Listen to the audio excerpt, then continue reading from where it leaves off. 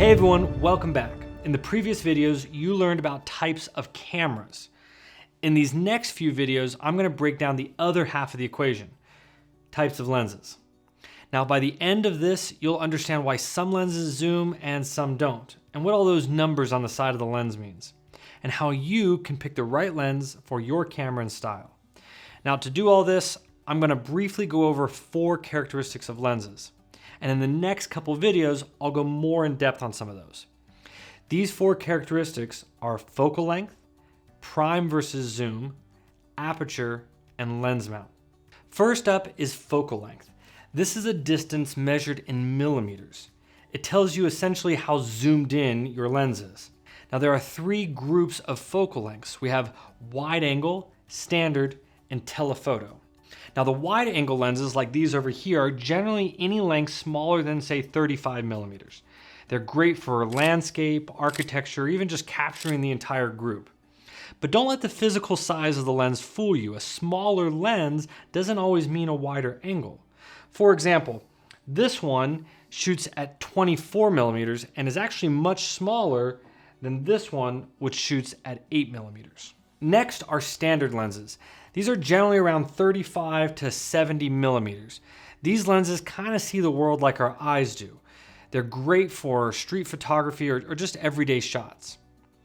And finally, we have telephoto lenses like these on the end, which are generally anything greater than 70 millimeters. Actually, this lens on the end can shoot up to 600 millimeters. It's a super telephoto lens.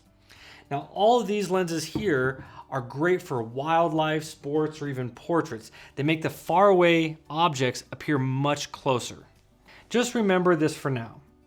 The smaller the focal length number, the wider the view. And the larger that number, the closer things appear. We'll go more in depth on this later. Next up are prime lenses versus zoom lenses. A prime lens has one fixed focal length and does not zoom, like this 24 millimeter or this 85 millimeter. But what if you want to move closer for your shot? Well, you're going to have to take a few steps forward.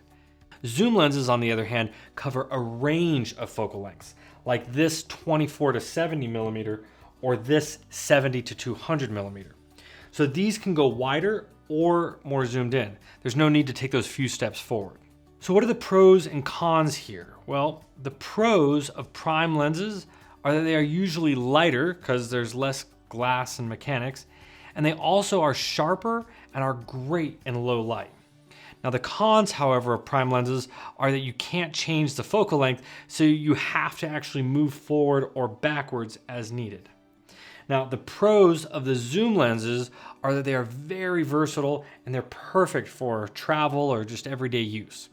The cons of these zoom lenses, however, are that they're heavier and sometimes create images that are just not as sharp. Now, if you're just starting out, a mid-range zoom lens, like maybe this 18 to 55 millimeter or 24 to 70, these can be great first lens to start.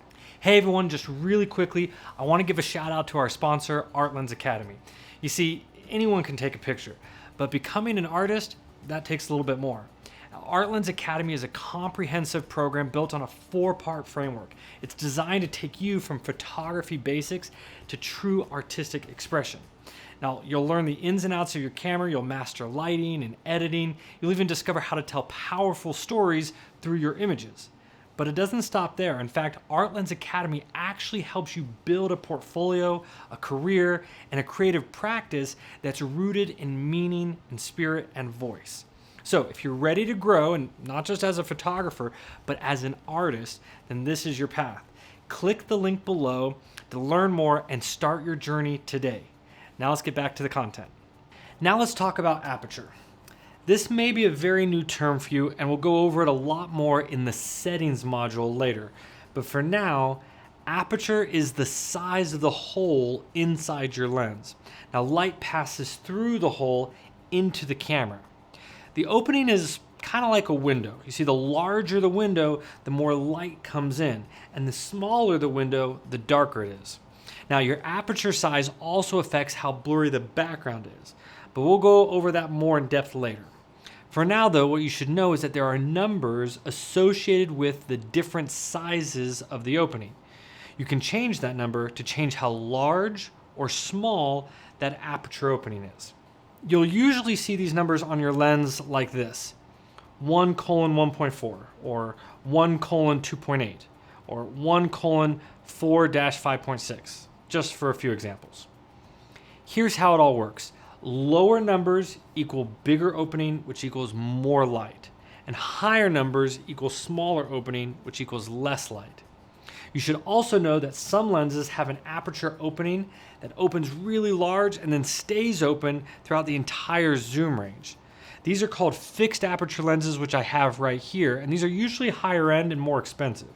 Now the opposite are lenses that don't open up as much and that actually close down a bit as you zoom in.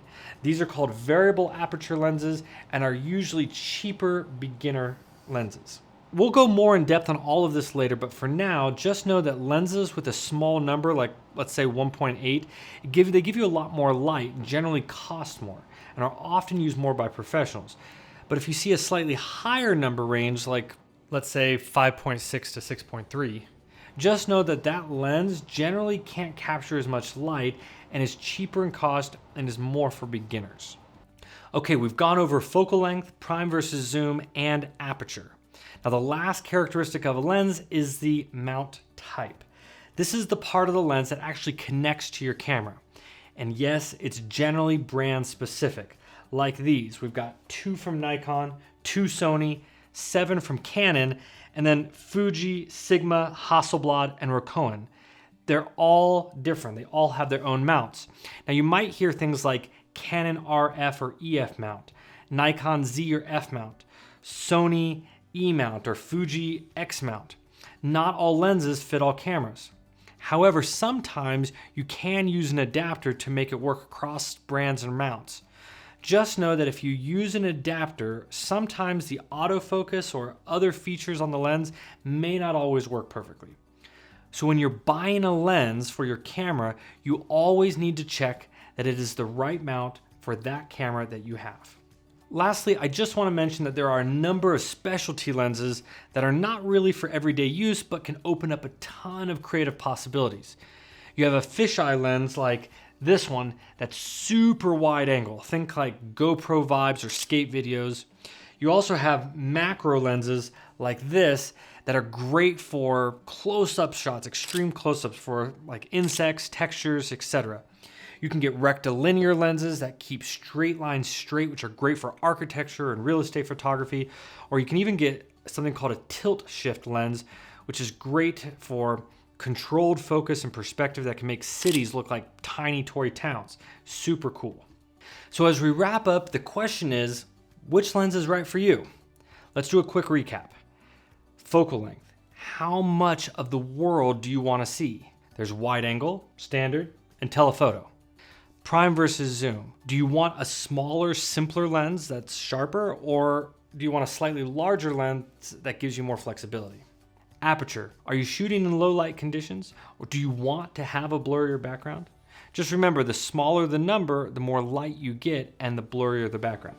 Mount type. Will the lens even fit the camera? And specialty lenses. Do you have a special creative idea that you need? All right, guys, if you have any thoughts or questions, make sure to drop them in the comments below. And if this video helped you, make sure to like and subscribe for more great content. Also, make sure you click the link below for my free gear list where you get all of my recommendations for the best cameras, lenses, tripods, and more depending upon the type of work you're doing. And lastly, remember, great art doesn't have to be made with great gear. It's made by great vision. So keep creating, and I'll see you in the next video.